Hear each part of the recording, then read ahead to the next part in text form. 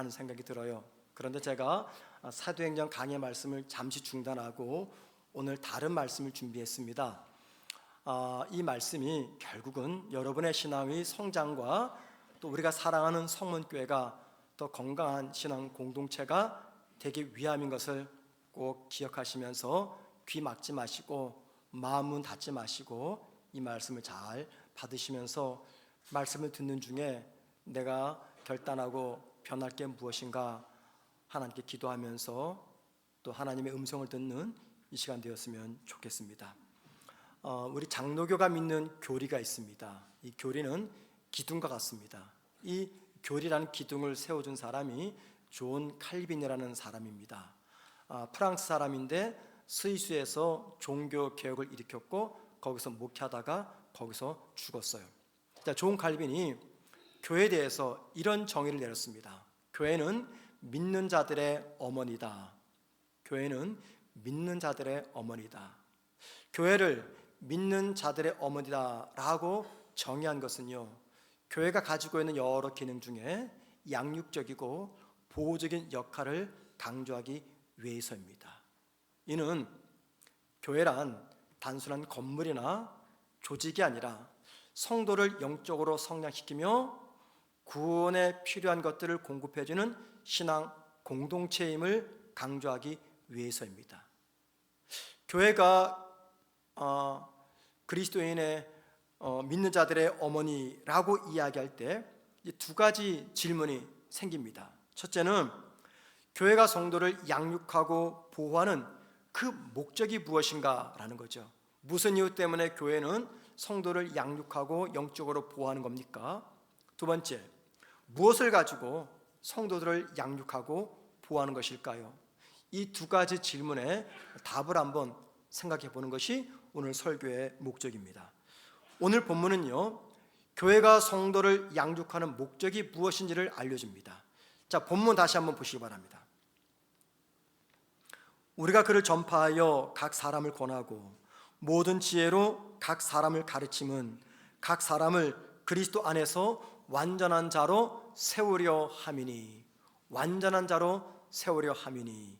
이 말씀은요, 이 땅에 교회가 세워진 이유, 그리고 우리가 교회에 소속되어야 되는 이유, 그게 무엇인지를 알려줍니다. 교회가 세워진 목적이 무엇입니까? 성도를 완전한 성도로 세워주기 위해서입니다. 왜 우리가 한 교회에 소속되어서 신앙생활 하는 것입니까? 교회를 통해서 우리가 완전한 자로 세워질 수가 있기 때문입니다. 여기 완전한 자, 이게 무슨 말입니까? 실수도 하지 않고 죄도 짓지 않고 모든 면에서 퍼펙트한 사람, 이걸 말할까요? 이 원어는 헬라어로 텔레이오스라는 말입니다. 그런데 이 텔레이오스가 성경에서 여러 가지 의미로 번역이 되었어요. 너무나 많습니다. 예를 들면 이런 의미입니다. 최고의 기준에 일치함, 성숙함, 완전히 무르익음, 도덕적인 온전함, 이런 것들을 표현할 때 텔레이오스라는 단어를 썼습니다. 저는 개인적으로 이 텔레이오스 단어의 용법, 용례를 찾아보면서 많은 의미가 있지만 결국은 한 가지를 강조하는구나 라고 생각해 보았습니다. 그것은 한 단어로 성숙함입니다. 성숙함. 텔레이오스는 완전한 흠이 없는 그 뜻이 아니라 성숙한 그 뜻입니다. 우리의 사고, 의지, 감정, 인간관계, 몸의 행실 등등이 주님의 뜻에 순종하여 믿음과 삶이 일치될 때, 그때 온전한 성도 또는 성숙한 성도라고 합니다. 그래서 여러분, 교회가 최선을 다해서 성도를 섬기는 이유는 성도로 하여금 성숙한 그리스도인이 되도록 돕기 위해서입니다. 그리고 성도가 교회 출석하면서 교회를 향해서 기대감을 가져야 되는 것은 주님을 닮아가는 영적 성숙함입니다. 여러분에게 교회를 향해서 이런 영적인 욕구가 있으셔야 돼요. 교회가 나를 영적으로 더 성숙하게 만들어주기, 이런 것들을 기대하셔야 됩니다. 바울은 이 땅에 세워진 교회를 가리켜서 그리스도의 몸, 즉 예수님의 몸이라고 이야기했어요. 골로새서 1장 24절입니다. 우리 다 같이 함께 1장 24절 있습니다. 시작. 나는 이제 너희를 위하여 받는 괴로움을 기뻐하고 그리스도의 남은 고난을 그의 몸된 교회를 위하여 내 육체에 채우노라. 그의 몸된 교회, 누구의 몸이라고요? 주님의 몸. 뭐가요? 교회가. 여러분, 교회가 주님의 몸이다 라고 말할 때 이 교회가 무엇을 가리킬까요? 건물을 말할까요? 빌딩을 말할까요? 아니면 교회가 세워져 있는 조직을 말할까요? 아닙니다. 교회는 주님의 몸이다 라고 할 때 그 교회란 예수를 믿는 저와 여러분 각자를 말합니다. 그렇기 때문에 여러분 개인이 바로 성문교회입니다. 제가 성문교회고 여러분이 성문교회입니다. 바울은 주님의 몸인 골로새 교회 성도들의 삶이 주님 닮은 성숙한 성도가 되기 위해서 어떠한 고난도 기꺼이 감당하겠다라고 고백합니다. 이 말은 성도를 주님 닮은 성도로 변화시키고 세우는 게 교회의 사명이며 성도들의 모임인 교회 공동체가 감당해야 되는 사명이라는 것입니다. 그런데 여러분, 성도가 성숙한 성도가 되고 온전한 성도가 되는 것은 신앙생활하는 그 길이에 따라 자동적으로 이루어지는 것이 아닙니다. 저와 여러분이 예수를 5년 믿고 10년 믿고 20년 믿었기 때문에 그 시간에 비례해서 우리가 영적으로 성숙해지고 온전하게 되는 것은 아니라는 겁니다. 또는 성도들이 인정해서 나를 목사로 세워주고 장로로 권사로 집사로 세워주고 그래서 내가 그 결과 성숙한 성도가 되는 것은 아니라는 겁니다. 오히려 목사 중에도 평신도보다 덜 성숙한 목회자들이 많이 있습니다. 직분자도 마찬가지입니다. 또는 내가 찬양대를 하거나 내가 교사를 하거나 내가 어떤 봉사를 하기 때문에 그 결과 영적으로 성숙한 성도가 되는 것은 아니라는 겁니다. 오히려 성도들 중에는 아무런 봉사하지 못하는 그 성도가 힘이 붙이도록 수고하고 헌신하는 그 성도보다 더 성숙한 성도, 온전한 성도가 있다는 것입니다.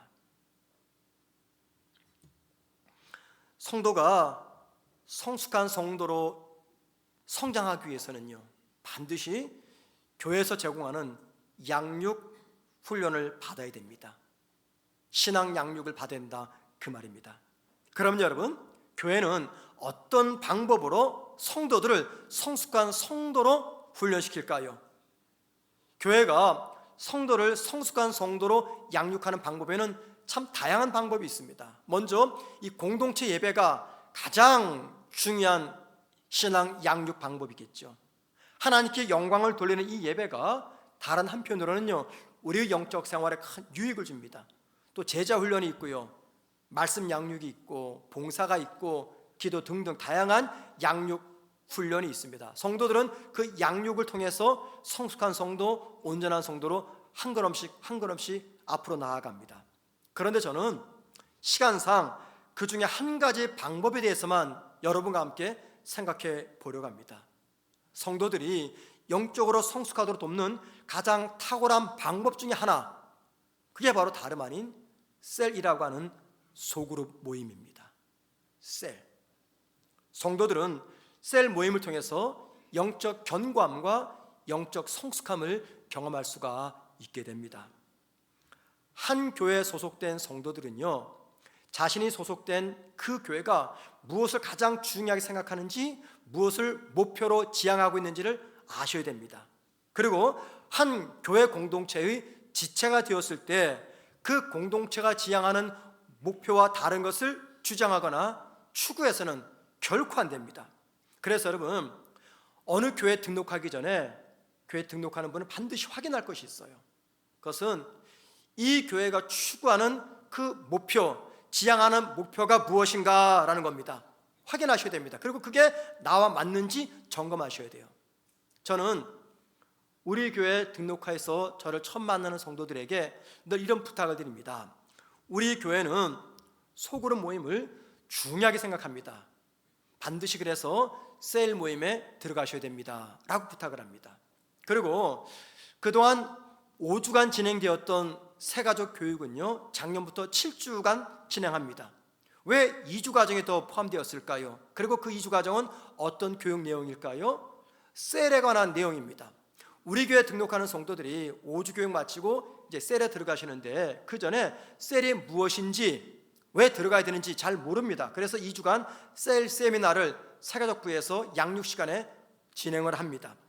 여러분, 왜 이런 시간을 갖는 겁니까? 그 이유는요, 교회 등록하는 분들이 성문교회가 성도들의 신앙을 위해서 무엇을 중요하게 여기며 무엇을 강조하고 있는지 알도록 하기 위해서입니다.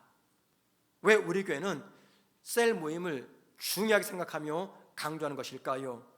그 이유는요, 성도가 성숙한 성도가 되는 가장 탁월한 방법 중에 하나가 바로 셀 모임이기 때문입니다. 성경은요, 성도들이 함께 모이는 이 소그룹의 강조를 많이 합니다. 너무나 많은 성경 구절이 있는데 시간을 2개만 간단히 소개해 볼게요. 잠언 27장 17절입니다. 이렇게 말합니다. 철이 철을 날카롭게 하는 것 같이 사람이 그의 친구의 얼굴을 빛나게 하느니라. 여러분, 이 말 잘 들어보세요. 하나의 철이 있습니다. 또 하나의 철이 있습니다. 철이 부딪혀야지 서로 날카롭게 됩니다. 그런데 만약에 이 철이 함께 붙어 있지 않고 떨어져 있으면 아무 일도 일어나지 않습니다. 철이 철을 날카롭게 하기 위해서는 함께 부딪혀야 됩니다. 함께 있어야 됩니다. 이게 무슨 말입니까? 성도가 성도를 통해서 영적인 유익을 얻으려면요, 함께 있어야 됩니다. 떨어져 있어서는요, 아무런 역사도 일어나지 않습니다. 그 말씀을 하고 있는 거예요. 또 하나 볼까요? 히브리서 10장 24절 25절입니다. 서로 돌아보아 사랑과 선행을 격려하며 모이기를 패하는 어떤 사람들의 습관과 같이 하지 말고 오직 권하여 그날의 가까움을 볼수록 더욱 그리하자. 그날이 가까움을 볼수록 더욱 그리하자. 뭘 더욱 그리합니까? 모이는 거. 어떤 사람들은 모이는 거 의미 없다, 셀 모임 아무런 영적 유익이 없다 라고 말하겠지만, 그러나 주님을 만날 시간이 다가오면 다가올수록 더욱더 힘써 우리가 모이자, 그 말입니다. 이 말씀들이 무슨 의미입니까? 믿는 성도가 함께 모여서 말씀으로 삶을 나누며 서로의 연약함을 세워주며 힘든 일이 있으면 함께 기도해주고 격려함으로 서로가 서로를 위해서 기댈 언덕이 되어줘라, 그 말입니다. 서로가 기댈 수 있는 언덕이 되어줘라, 그 말씀을 하고 있는 겁니다. 그게 바로 철이 철을 날카롭게 하는 거죠. 그런데 여러분, 이 모든 일들이 어디에서 일어날까요? 함께 예배드리는 이 공동체 예배 속에서 일어날까요? 절대 일어나지 않습니다. 이 예배 시간은요, 하나님과 나의 관계뿐이지 예배를 통해서 내 옆 사람과 앞 사람과 어떤 신앙의 친밀한 교제가 이루어지지 않습니다. 이 모든 일들은요, 셀이라고 하는 소그룹 모임을 통해서 일어난다는 겁니다. 사람은 근본적으로 타인과 소통하며 공감하며 관계를 맺고 싶어하는 존재입니다. 어딘가에 소속되고 싶고 그 속에서 안정감을 누리고 싶어합니다. 특별히 혼자 생활할수록 누군가와 가슴 따뜻한 이야기를 나누고 싶어집니다. 그리고 마음이 통하는 사람들이 있는 그 공동체에 들어가기를 기대합니다. 그리고 그 공동체 속에서 삶의 풍요로움을 경험하고 전 인격적으로 건강해집니다. 교회는 이런 관계 욕구를 가진 사람들에게 대한 공동체로서의 역할을 감당합니다. 자, 그 대한 공동체가 뭡니까? 그게 바로 셀이라고 하는 소그룹 모임입니다. 우리나라 잡지에 더 굿 라이프라는 제목을 가진 잡책이 있습니다. 이 책이 작년 2023년 2월경에 미국의 공중보건 서비스단이 발간한 한 책 기사 내용을 이 책에 실었어요. 미국 공중보건서비스단이 발간한 책 제목은 이렇습니다. 외로움과 고립감은 매일 담배 15계피씩을 피우는 것과 같은 수준의 위험이다 라는 제하의 기사입니다. 이 기사를 보면은요, 외로움은 조기 사망 가능성을 무려 26%에서 29%까지 높여준다고 말합니다. 조기 사망 가능성. 외로움은 심장병 위험도를요 29% 올려준다고 말합니다. 외로움은 뇌졸중 위험도를 무려 32%나 더 높여준다라고 말합니다. 이게 통계적입니다. 이 기사 결론은요 이겁니다. 외로움은 비만이나 약물 중독 같은 심각한 공중보건 문제들과 함께 꼭 다루어져야 된다 그 말입니다. 이게 무슨 말이냐면 외로움은 무서운 질병의 원인이 된다 그 말이죠. 미국의 비영리 재단에서 운영하는 강연회 테드라는 강연회가 있습니다. 테드 영어로 TED. 우리 많은 분들이 알 거예요. T는 테크놀로지 약자고 E는 엔터테인먼트, D는 디자인. 그래가지고 테드라고 이름을 지었어요. 이 테드의 이름난 강사 중에 로버트 윌딩거라는 사람이 있습니다. 이 사람은 오랜 세월 동안 인간의 행복에 대해서 연구한 미국 정신과 의사입니다. 그가 강연에서 인간의 행복과 관련해서 이런 이야기를 했습니다. 인간관계가 돈독할수록 우리는 더 행복하고 더 만족스럽고 더 건강한 삶을 살 가능성이 커집니다. 한 사람의 삶이 아무리 생소한 환경에 들어가도 자신의 가슴을 열어놓고 대화할 수 있는 사람이 그 공동체 안에 6명만 있으면 절대로 그 공동체를 떠나지 않고 그 안에서 안정감을 느끼며 역동적으로 살아갈 수 있습니다. 6명만 대화가 통하는 사람이 있으면 삶의 안정감을 느끼면서 절대 그 공동체를 떠나지 않는다 그 말입니다. 그런데 여러분, 실제로 우리의 삶을 돌아보면요 6명까지 필요가 없어요. 제 경험상 6명까지 필요 없습니다. 단 한 사람만 있어도, 마음을 열고 대화를 나눌 수 있는 단 한 사람만 있어도 인생의 살맛을 느낄 수 있습니다. 6명까지 필요 없어요. 사람은 누구를 막론하고 삶의 여정 속에서 이 4가지 감정을 느끼기를 소망합니다. 첫 번째는요, 내가 어딘가에 소속되어 있다는 소속감을 느끼고 싶어 합니다. 모든 사람에게 이 욕구가 있어요. 소속감을 느끼는 욕구. 두 번째, 소속된 공동체 안에서 내가 받아들여지는 수용감을 느끼고 싶어 합니다. 나도 그 모임에 들어갔더니 그 모임의 사람들이 나를 인정하고 나를 수용해 줍니다. 이 수용감을 느끼고 싶어요. 세 번째, 소속감과 수용감을 느끼고 충만되면 자연스럽게 따라오는 감정이 있습니다. 그게 바로 안정감입니다. 안정감을 느끼고 싶어 해요. 마지막 네 번째, 자기의 존재 가치를 인정받고 싶어하는 이 자존감을 느끼고 싶어합니다. 소속감, 수용감, 안정감, 자존감. 자, 여러분, 이 4가지 감정을 어디에서 느낄 수가 있을까요? 상호 신뢰하는 사람들과 공동의 목표를 가지고 함께 연대하는 이 공동체 속에서 이 4가지 감정을 느낄 수가 있는 겁니다. 만약에 이 공동체 속에서 내가 이 4가지 감정을 느낄 수만 있다면 그 사람은 그 누구보다도 행복하고 만족스럽고 안정된 삶을 살아갈 수가 있게 됩니다.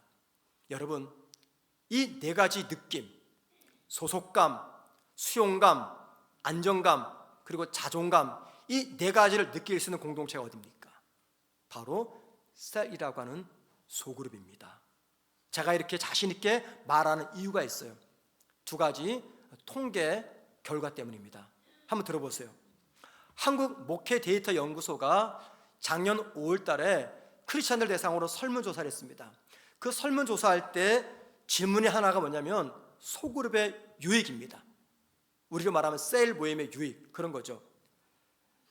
그 유익이 뭐냐면 첫 번째, 성도의 교제였습니다. 35.8% 제일 높았어요. 성도의 교제.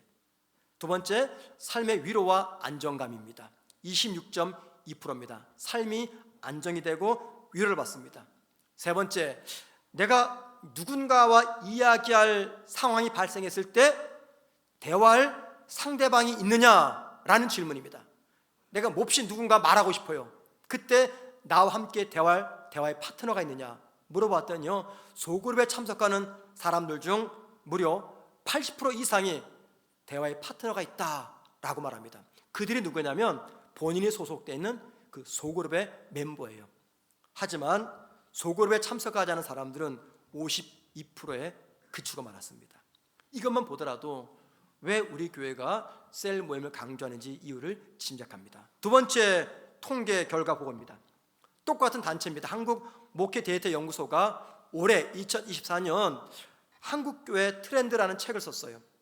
이 책을 출판하기 전에 한국교회 성도 대상으로 무작위로 설문조사를 했습니다.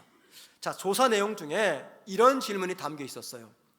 귀하가 활동하고 있는 소그룹에 대해서 어떻게 평가하십니까? 여러분이 소속되어 있는 셀 모임에 대해서 어떻게 평가하십니까? 이 질문입니다. 이 설문조사에 응했던 사람들 중에는요, 소그룹에 참석하는 사람이 있고 참석하지 않는 사람이 있었어요. 자, 소그룹에 참석한 사람들이 이렇게 응답을 했습니다. 모이면 즐겁습니다. 이게 93.1%로 제일 높았습니다. 모이면 즐겁습니다. 두 번째, 모이면 나에게 유익함이 있습니다. 거의 90%가 넘었습니다. 세 번째, 소그룹에 참석하는 다른 성도들과 친밀한 관계를 유지합니다. 이게 90.4%예요. 네 번째, 소그룹에는 어려움을 당한 사람을 돕는 문화와 분위기가 조성되어 있습니다. 이게 85.5%입니다. 마지막 다섯 번째, 신앙적인 격려와 자극을 받을 수 있습니다. 88.8% 나타났어요. 여러분, 이 모든 통계 결과가 무엇을 의미합니까? 교회 내의 다양한 소그룹 모임을 통해서 유익을 얻으며 회복과 치유와 성장을 경험한다는 것입니다. 다시 말씀드립니다. 교회 내의 소그룹 모임을 통해서 다양한 유익을 얻으며 회복과 치유와 그리고 성장을 경험할 수가 있다는 것입니다. 전 성도가 함께 모여 드리는 이 공동체 예배에서는 누릴 수 없는 영적 유익뿐만이 아니라 정서적인 도움과 감정적인 유익을 얻을 수 있는 것, 이게 바로 셀이라고 하는 소그룹입니다. 성경은 나 홀로의 개인주의 신앙을 지향하지 않습니다. 우리라고 하는 이 공동체 신앙을 늘 강조합니다. 왠지 아십니까? 성도들이 함께 하는 것이 신앙의 질서이기 때문입니다. 이 신앙의 질서 누가 만들었습니까? 하나님이 만드셨어요. 성도가 함께하는 거, 그게 하나님 만드신 신앙의 질서입니다. 이 말을 바꿔 말하면 성도가 함께하지 않으면 하나님께서 만드신 신앙의 질서에서 내가 이탈하는 것입니다. 성도가 신앙 공동체를 떠나 나 혼자 믿음 생활하게 되면 어쩔 수 없이 건강한 신앙 인격체 또는 건강한 믿음의 사람으로 성장할 수는 없게 됩니다. 그래서 하나님이 우리의 신앙은 개인주의 신앙이 아니라 우리라고 하는 이 공동체 신앙을 강조하고 있는 것이죠.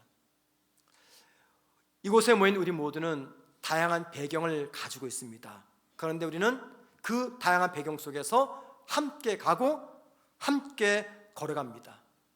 그리고 이를 위해서 교회는요, 두 개의 중요한 이 공동체를 유지하고 있습니다. 첫 번째는 예배 공동체입니다. 모든 성도가 예배당에 모여서 함께 예배 드림으로써 우리 스스로가 한 신앙 공동체라는 이 정체성을 갖게 됩니다. 더 중요한 것은요, 예배 중에 신앙 공동체를 향해서 선포되는 하나님의 말씀을 통해서 온 성도가 한 방향으로 나아갈 수가 있게 됩니다. 그래서 교회는 예배 공동체를 만들어야 됩니다. 두 번째, 교회는요, 다양한 배경을 가진 성도들이 함께 모일 수 있는 소그룹을 만들어야 됩니다. 교회는 왜 셀이라고 하는 작은 모임들이 존재하는 것입니까? 왜 그럴까요? 작은 모임에 참석한 많은 다른 성도를 통해서 내가 위로를 경험하고 힘을 얻고 신앙의 도전을 받을 수가 있기 때문입니다. 셀이라고 하는 작은 모임에 참석한 성도들과 함께 웃고 울고 기도하는 이 시간들을 통해서 내가 더 아름다운 신앙인, 성숙한 신앙인으로 변화될 수가 있기 때문입니다. 그런데 이렇게 소중한 셀 모임에 참석하려고 하면은 문제가 발생합니다. 그 문제가 뭘까요? 함께 모이는 분들이 성숙하지 못한 말과 행동입니다. 이게 우리로 하여금 셀 모임에 참석하지 못하게 하는 큰 장애가 됩니다. 그래서 어떤 결론이 나냐면은 누구 때문에 내가 셀 모임 가지 못한다 라고 말을 하지 못하니까는 셀 모임에 가봤자 아무런 유익이 없다라고 핑계를 댑니다. 실상은 아무 유익이 없어서가 아니라 누군가의 말과 행동이 나를 몹시 힘들게 하기 때문인 거죠. 우리 성도 중에는 아직까지 셀에 가입되지 않은 분들이 계십니다. 또는 셀에 들어가셨다가 나오신 분들이 있어요. 왜 나왔을까? 뭐 개인 사정이 있겠죠. 근데 어쩌면 제가 생각해 봅니다. 많은 성도들이 셀에서 나와서 더 이상 셀에 들어가지 않는 이유가 과거 셀에서 겪었던 성숙하지 못한 분들의 말과 행동 때문에 상처받아서 셀을 향해서 마음의 문을 닫았기 때문 아닌가, 이런 생각을 해봅니다. 그런데 여러분, 만약에 그래서 셀 모임에 가지 않는다면 한번 이렇게 생각해보면 어떨까요?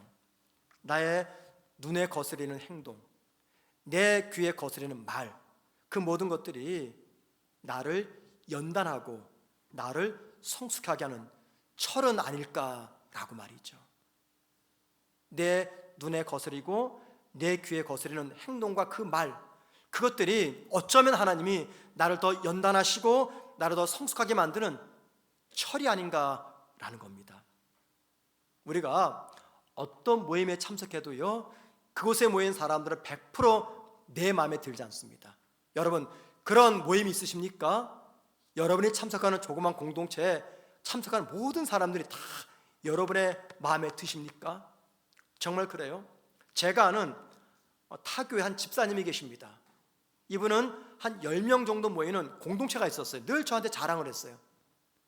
늘 자랑했습니다. 우리 사이는 허물도 없고 뭐 격식도 없고 너무 편합니다. 모든 거 다 오픈해도 괜찮습니다. 그런데요, 나중에 얘기 들어보니 거기서 큰 분쟁이 벌어졌어요. 사소한 문제 가지고. 어디를 가도 내 마음에 쏙 들지 않습니다. 왜 그래요? 다양한 배경을 가졌기 때문이죠. 이 다양한 배경 가졌다, 그 말은 개인차가 발생한다, 그 말입니다. 사람들이 둘 이상이 모이면 반드시 개인차가 발생을 합니다. 그리고 그 개인차 때문에 시작되는 게 정치입니다. 개인차가 발생돼요. 그리고 그 개인차 때문에 갈등이 생깁니다. 의견 대립이 생깁니다. 여러분, 우리가 주님의 이름으로 모이는 셀 모임에도 개인차 때문에 이런 아픔과 갈등이, 의견 대립이 생길 수가 있다는 거예요. 모든 인간의 모임 속에는 이 개인차 때문에 갈등과 분쟁과 분열과 의견 대립이 생깁니다. 그때 우리가 어떻게 할까요? 세 가지를 꼭 기억하십시다. 첫 번째는요, 시간의 헌신이 필요합니다. 시간의 헌신은 뭡니까? 기다려주는 시간입니다. 기다려주는 시간, 오해가 풀리는 시간입니다. 어떤 문제이든 그 문제가 해결되기 위해서는 반드시 시간이 필요해요. 그리고 시간이 지나고 나면 그때 그 별거 아니었구나, 큰 문제 아니었구나, 내가 너무 오버했구나, 내가 너무 민감했구나, 이런 결론을 내리게 됩니다. 그런데 속이 상할 때는요, 아무것도 생각이 안 나요. 그냥 귀에 거스리고 눈에 거스리기 때문에 나도 문제를 제기해버립니다. 근데 시간이 지나고 나면 실상은 아무것도 아니에요. 그래서 필요한 게 뭐냐면 시간의 헌신입니다. 기다려 주셔야 됩니다. 두 번째는요, 다양성을 인정하셔야 돼요. 셀 모임 안에서 갈등이 일어날 수가 있습니다. 오해가 발생할 수 있습니다. 왜 그래요? 사람이 다 다르기 때문에. 다른 것은 틀린 게 아니잖아요. 나와 다른 것은 그 사람이 틀렸다, 이게 아닙니다. 나와 그냥 다르다는 거예요. 다른 것은 틀린 게 아닙니다. 그 다양성을 인정하지 않으면 그분은요, 어디를 참석해도 그 공동체에서 공동체가 주는 유익을 누리지 못합니다. 다양성을 인정하셔야 돼요. 다양성을 인정하면은 그렇게 말하고 행동하는 그 사람을 이해하게 됩니다. 무엇보다도 내 자신도 하나님 앞에서 완전하지 못한 부족한 사람임을 인정하셔야 됩니다. 다양성을 인정하셔야 돼요. 세 번째, 내가 속한 우리 셀원들을 성숙한 성도로 변화시키는 모판이 되기 위해서는요, 꼭 기억할 말씀이 있어요. 고린도전서 8장 13절 말씀입니다. 다 같이 읽습니다. 시작. 그러므로 만일 음식이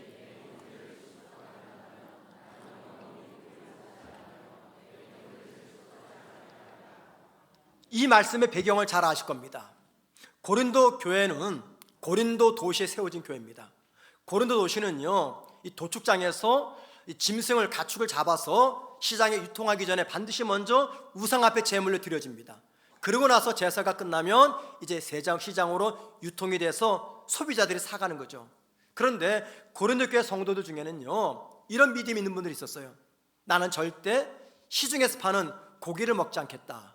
왜냐하면 저 고기들은 우상 앞에 바쳐진 짐승들이다 라고 생각했어요. 고기를 먹지 않았습니다. 그때 바울이 무슨 이야기합니까? 이런 이야기를 해요. 내 신앙 양심상 신앙의 자유를 볼 때 저 고기 먹어도 아무 문제 없다. 그런데 나는 먹지 않겠다. 왜냐하면 신앙이 연약한 자가 내가 고기를 먹음으로 말미암아 실족당할 것이 두렵기 때문에 나는 그 사람의 영혼을 위해서 내가 고기 먹을 수 있는 내 자유를, 신앙의 자유를 내가 포기하겠다 해서 고기를 먹지 않습니다. 여러분, 이 바울이 보여주는 이 원리가 셀 모임에서 대단히 중요합니다. 우리는요, 어느 곳에서든지 말할 수 있는 자유, 행동할 수 있는 자유가 있습니다. 그런데 내가 소속된 셀이 건강한 셀이 되기 위해서, 혹은 함께 모이는 우리 셀원들의 신앙이 성장하기 위해서 필요하다면 말하는 자유를 절제하셔야 됩니다. 표현하는 자유를 절제하셔야 됩니다. 나만 좋다고 다 되는 게 아니에요. 나만 좋지 내가 좋아하는 그것을 다른 누군가가 싫어합니다. 제가 결혼 주례할 때마다 늘 언제나 강조하는 것이 있어요. 결혼 전에 아무런 문제가 되지 않은 것이 결혼 생활하면 문제가 될 것이다. 그러면 그것을 이해하지 못하는 배우자를 향해서 속이 좁다, 이해심이 부족하다 라고 말하지 말고 그것을 포기해라 이야기합니다. 나에게 좋았던 것이 배우자에게는요 해가 될 수가 있어요. 나에게는 유익한 것이 다른 셀원들에게는요 아픔이 될 수 있습니다. 피곤합니다. 그러면 중단하셔야 돼요. 말할 수 있는 자유, 표현할 수 있는 자유, 행동할 수 있는 자유, 다른 사람의 영적인 건강함을 위해서 포기할 줄 아는 이 아름다운 모습이 우리에게 있어야 된다는 겁니다. 미국에는 에브라함 링컨이 있고요, 영국에는 윌리엄 윌버포스가 있습니다. 이 두 사람의 공통점이 뭐냐면 노예 제도를 폐지해서 노예들을 해방시킨 사람들입니다. 우리는 에브라함 링컨을 잘 알고 있죠. 그런데 여러분, 이 윌리엄 윌버포스 역시 링컨처럼 유명한 사람입니다. 윌버포스가 영국 교회를 대표하는 살아있는 양심으로 알려지고 있어요. 살아있는 양심. 그가 26살 때, 물론 그 전부터 예수를 믿었지만 26살 때 변화가 됩니다. 존 뉴턴 목사님의 설교를 듣고, 이 존 뉴턴이 누굽니까? 노예 무역선 선장이에요. 아프리카에서 흑인들을 잡아다가 유럽의 노예로 팔아넘긴 이 노예 무역선 선장이죠. 그가 나중에 주님을 만나서 변화되고 목사가 됩니다. 그가 작곡한 그 찬양이 어메이징 그레이스, 나 같은 죄인 살리신 이 곡입니다. 그런데 그 존 뉴턴 목사님이 설교할 때 윌리엄 윌버포스가 은혜를 받고 변화가 돼요. 그러고 나서 목사가 되겠다고 이야기합니다. 목사가 되겠다고. 그래서 존 뉴턴 목사님이 이렇게 말해요. 당신의 사명은 목사가 되는 것이 아니다. 당신은 정치인이니까는 정치를 통해서 하나님이 무엇을 기뻐하실지 그 일을 해라 라고 이야기합니다. 그래서 존 뉴턴 목사님의 권고를 받고 그는 목사를 포기하고 계속해서 정치인으로 활동을 합니다. 그가 국회의원으로 활동을 할 때 영국 사회에 만연해 있었던 이 노예 제도가 영국 사회에서 가장 큰 악이라는 것을 발견합니다. 당시 영국의 왕실과 정부 그리고 기득권층은요 노예 무역으로 엄청난 이득을 챙겼어요. 그래서 노예 제도를 폐지한다, 그 말은 국가적으로 엄청난 이 경제적 손실을 안겨주는 것입니다. 윌버포스는 노예 제도를 폐지하기 위해서 동분서주 뛰어다녔습니다. 그런데 노력하면 노력할수록 큰 장애 앞에서 그냥 주저앉고 마는 겁니다. 위험을 만납니다. 또는 테러 위협도 당합니다.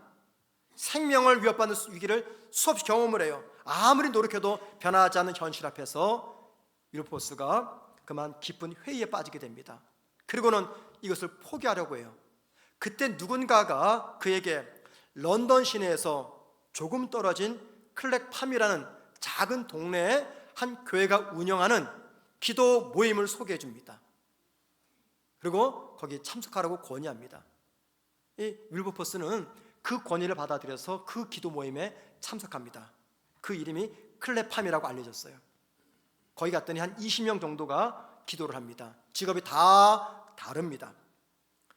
윌버포스는 그 모임에 참석해서 자신의 고민을 털어놓습니다. 그리고 그 모임에 참석한 사람들은 그를 격려하며 기도해주고 노예제도 폐지의 같은 비전을 품게 됩니다. 윌버포스는요, 이 모임에 계속 참석합니다. 일주일에 한 번 모이고 모이면 3시간씩 기도를 합니다. 마침내 이 모임을 통해서 실에 빠졌던 그가 힘을 얻고 노예제도 폐지돼서 다시 한번 강한 사명을 회복합니다. 그리고 자신은 혼자가 아님을 깨닫습니다. 무려 46년간 노예제도를 위해서 투쟁을 합니다. 그리고 마침내 1883년 그가 병성에 누워서 영국 의회에서 노예제도를 폐지한다는 의회의 결정을 듣게 됩니다. 노예제도를 폐지하기 위해서 평생 수고했던 그를 위로하기 위해서 많은 사람들이 그의 집으로 찾아왔어요. 병석에 누워서 윌버포스는 많은 사람들에게 이런 이야기를 남겼습니다. 저는 한 것이 없습니다. 저는 아무것도 할 수 없었지만 우리들이 함께 이 일을 할 수 있었습니다. 공동체를 통하여 힘을 얻었고 교회와 기도하는 친구들을 통하여 이 일을 이룰 수 있었습니다. 노예제도가 폐지된 다음에 많은 영국 사람들이 교회로 몰려들었습니다. 그리고 국회의원 3분의 1이 이 윌버포스 때문에 교회를 출석합니다. 영국 교회 부흥과 영국 사회의 개혁, 그 뒤에는요 윌버포스라는 한 그리스도인이 있었습니다. 그리고 윌버포스 그 뒤에는 클랩팜이라고 하는 작은 신앙 공동체가 있었던 겁니다. 그에게 힘을 주고 격려해주고 기도해주고 지지했던 작은 공동체, 그 공동체 때문에 윌버포스는요 끝내 자신이 원했던 하나님의 사명을 감당할 수가 있었던 거죠. 오래전 MBC에서 제작한 환경 다큐멘터리 남극의 눈물을 본 적이 있습니다. 아마 여러분도 보셨을 거예요. 그 남극의 눈물에서 가장 인상적이었던 장면이 있습니다. 그것은 황제 펭귄의 삶이었습니다. 남극에 겨울이 오면요 너무 춥기 때문에 모든 생명체가 거길 다 떠납니다. 모두가 떠난 그곳에 찾아오는 손님이 있는데 그게 바로 황제 펭귄들입니다. 왜냐하면 거기서 짝짓기를 해서 새끼를 낳기 위해서입니다. 엄마 펭귄이 상고를 끝에 알을 낳습니다. 그러면은 펭귄 알을 남편에게 맡기고 본인은 지친 몸을 회복하기 위해서 먹이를 찾아 떠납니다. 자, 남아있는 아빠 펭귄들은요 알을 품고 아내가 돌아올 때까지 끝까지 추운 남극에서 기다립니다. 남극의 겨울의 온도가 영하 70도에서 80도가 된다고 해요. 여러분 남극에 가보신 분 계십니까? 저는 못 가봤어요. 근데 보면은요 남극은요 이 바람 피할 곳이 없습니다. 뻥 뚫렸기 때문에 얼마나 춥습니까? 그때 이 극한 추위에서 황제 펭귄들이 살아남는 방법, 그건 함께 모여서 허들링을 한다고 합니다. 허들링이란 뭐냐면 펭귄들이 서로가 둥그렇게 원을 만듭니다. 하나의 원, 그 다음에 원, 그 다음에 원 계속 쌓아갑니다. 저런 모습입니다. 맨 앞에 있는 펭귄들이 불어오는 세찬 추위바람을 다 온몸으로 막아냅니다. 그러면 그 덕분에 그 뒤에 있는 펭귄들은요 좀 따뜻합니다. 가면 갈수록 따뜻합니다. 시간이 지나면서 서로 위치를 바꾸는 거죠. 돌아가면서. 이게 바로 허들링입니다. 자기 뒤에 있는 다른 펭귄을 위해서 자신의 몸으로 매서운 바람을 막아주는 이 모습 정말 감동이었어요. 사진 내리시기 바랍니다. 여러분 세일 모임에 참석하려고 하니까는 눈에 거스리고 귀에 거스르는 말과 행동들이 보입니까? 내만 같지 않고 왜 저렇게 하나 속상합니까? 그때 필요한 게 뭔지 아십니까? 영적 허들링입니다. 그게 뭐라고요? 시간의 헌신이 필요합니다. 시간의 헌신. 다양성을 인정하셔야 됩니다. 다양성.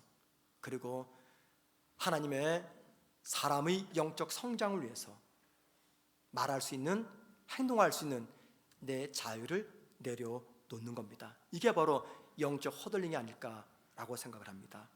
힘든 세상을 살아갈 때 내 옆에서 나를 도와주고 위로해주고 격려해주는 이 공동체가 있다는 것은요, 큰 위로가 됩니다. 신앙생활도 마찬가지입니다. 내 곁에서 나 영적 성장을 도와주고 나를 격려해주고 위로해주고 기도해주고 힘들고 지칠 때마다 나를 세워주는 신앙 공동체가 있다는 것은요, 이 세상에서 누릴 수 있는 가장 큰 축복입니다. 셀이 바로 그 축복입니다. 오늘부터 우리 교회가 셀 개학을 합니다. 다시 셀로 모이기를 시작합니다. 여러분, 나의 믿음이 온전한 믿음이 되고 내가 소속되어 있는 우리 교회가 건강한 신앙 공동체가 되기 위해서 반드시 셀로 들어가셔야 됩니다. 여러분의 사명이 뭔지 아십니까? 먼저는 내 믿음을 온전하게 지키는 거예요. 성장시키는 겁니다. 그리고 내가 소속된 우리 성문교회를 건강하게 세우는 겁니다. 이 목적을 이루기 위해서 여러분은 셀로 들어가셔야 됩니다. 건강하고 성숙한 신앙이 되는 것, 나 혼자만의 신앙으로 될 수 없습니다. 주일 예배 한 번만으로 절대 이루어지지 않습니다.